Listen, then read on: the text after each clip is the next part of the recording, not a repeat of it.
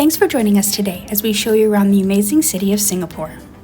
And if, like us, you are budget travelers and are worried that you might not be able to fully enjoy your time here since this city is known to be very expensive, you're going to be pleasantly surprised to find that it really wasn't an issue. Almost all the main attractions everyone wants to visit are free, and other than your MRT costs to get around and any food or drinks you might need along the way, you really are going to have a much easier time navigating the city than you think. We found the whole MRT system to be extremely clean and easy to use. All of the stations have amazing signage and the staff is extremely helpful. They also make it super simple to use as you just tap your credit card to enter and exit the stations, eliminating the need to buy a Metro card.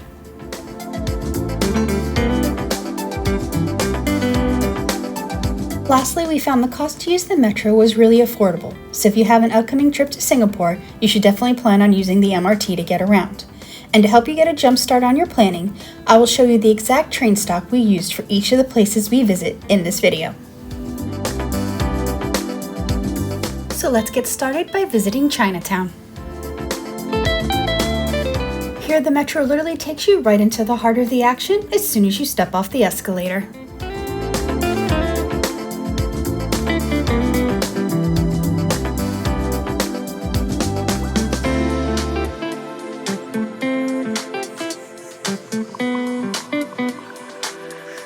Since it was close to the Chinese New Year when we visited, we found this area to be super vibrant and busy with locals and tourists alike.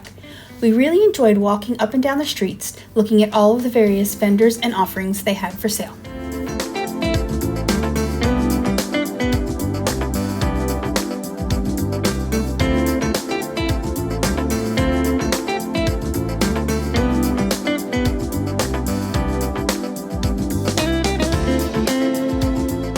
Visiting a hawker center in Singapore to get a local food experience is a must, and we opted to visit the Maxwell Food Center, located just beside the Maxwell MRT stop.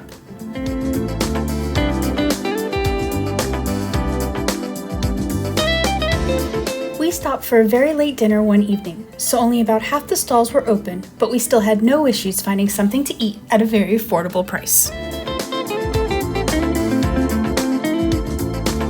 Just make sure to have some of the local currency on you, as most of these stalls are not going to take credit cards.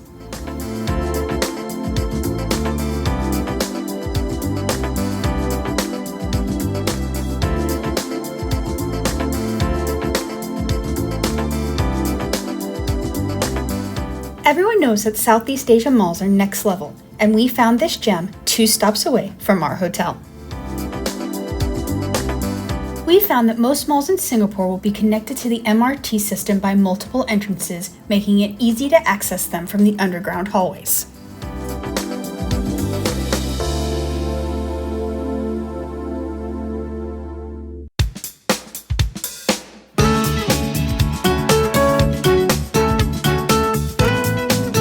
Our favorite thing about this mall was the basement level food court, where we found the King of Fried Rice stall tucked in the back corner of a small hawker center.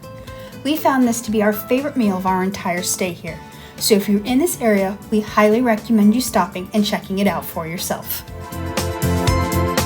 Of course, no trip to Singapore is complete without seeing a few iconic locations, and the Merlion is our first stop to check off that list. After exiting the MRT, we turned the wrong way and found ourselves at the Cavenagh and Anderson bridges along the Singapore River. We hadn't seen anyone mention these when doing our own trip planning, but both are definitely worth checking out since you're going to be in this area anyway.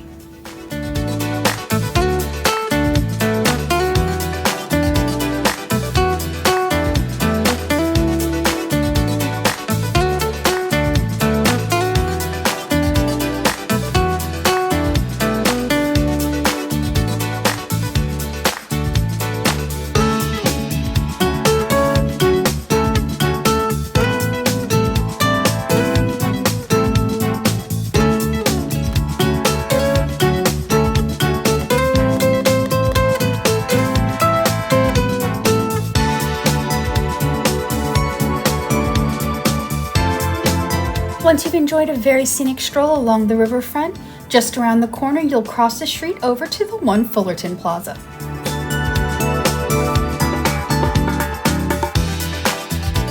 This waterfront plaza is not only where you'll find the Merlion, but also where we got the best views of the iconic Marina Bay Sands Hotel and Mall.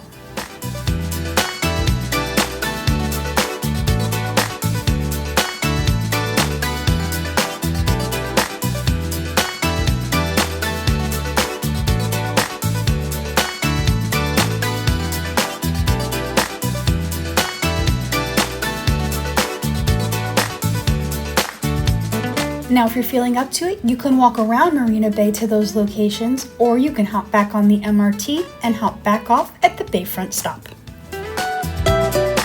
Marina Bay Sands, of course, is the next iconic location you're definitely going to want to check out for a bunch of reasons.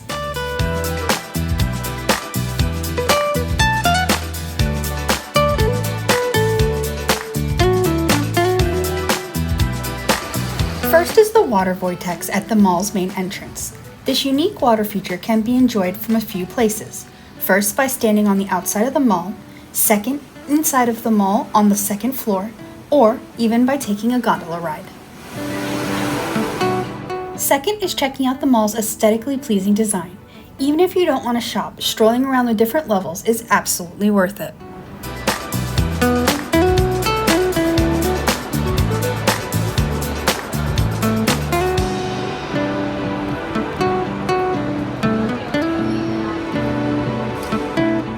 Next is the waterfront views, especially to check out the completely unique Apple Store located in what looks like a floating sphere. To access the inside of the store, you have to go back inside the mall and use the escalator located in the Apple Store Hall.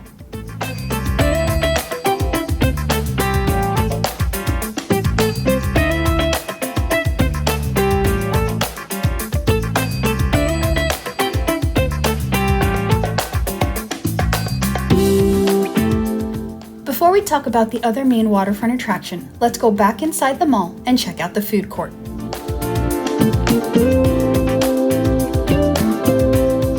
Even casual dining has taken up a notch here, so if all your sightseeing has made you hungry, you should definitely stop and get a bite to eat.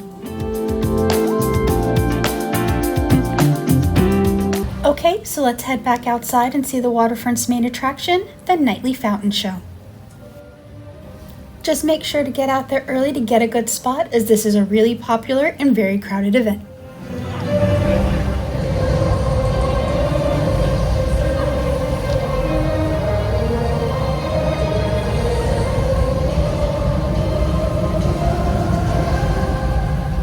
Now, some of you might be thinking, what about the Super Tree Grove?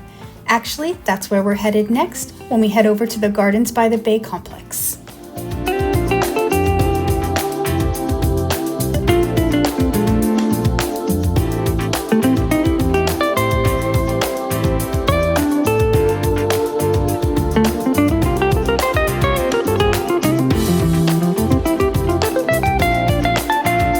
There was quite a lot of rain when we visited Singapore, so we ended up doing this on a different night than when we did the Marina Bay Sands complex, and found that using the access point here gave us another amazing perspective of the Singapore skyline.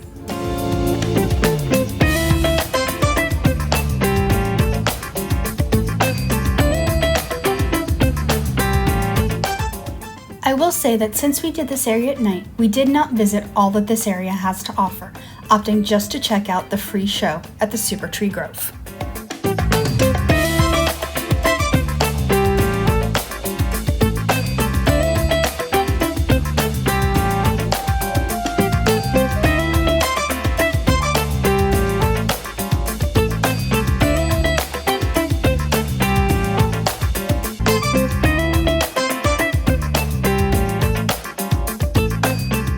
This nightly event definitely needs to be on your must-visit list when in Singapore.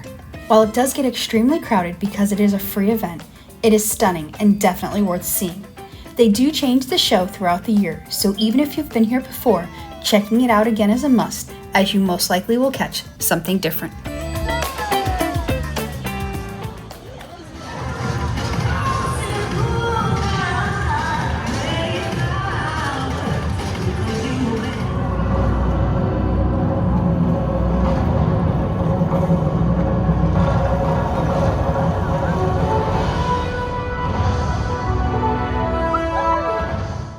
Last but definitely not least is the Jewel and the Water Vortex at the Changi Airport.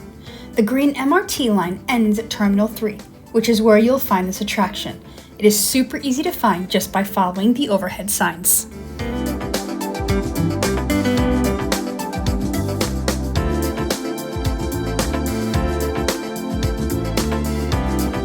Before you enter the Jewel, we recommend that you hop on the SkyTrain located directly next to the entrance in Terminal 3.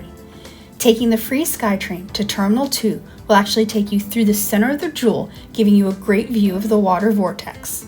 And the best part is when you arrive in Terminal 2, you just stay on the train and it takes you directly back to where you started.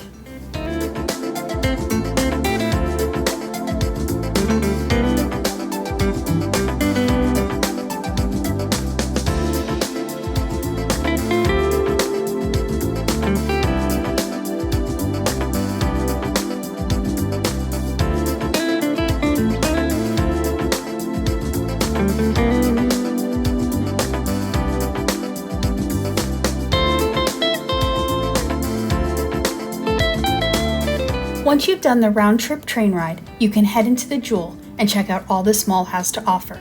In addition to all of the stores and restaurants, you're going to find endless amazing views of the water vortex. So plan to spend a couple of hours exploring the different levels, taking in the stunning attraction from every angle.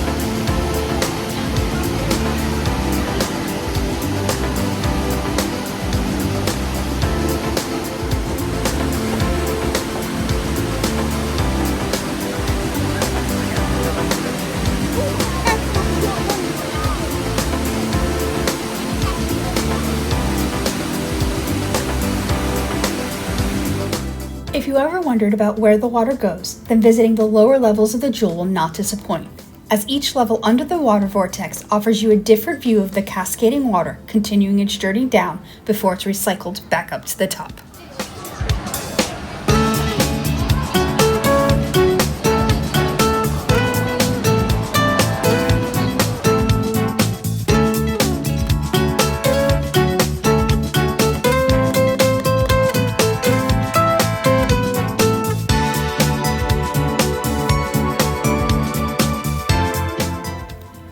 As I mentioned before, the Jewel is actually a mall, so make sure to check out all the shops and restaurants while here.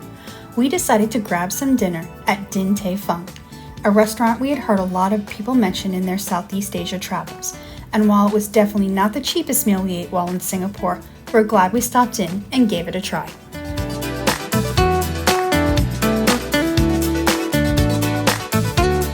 Well, that wraps up everything we did and saw during our 5 days in Singapore.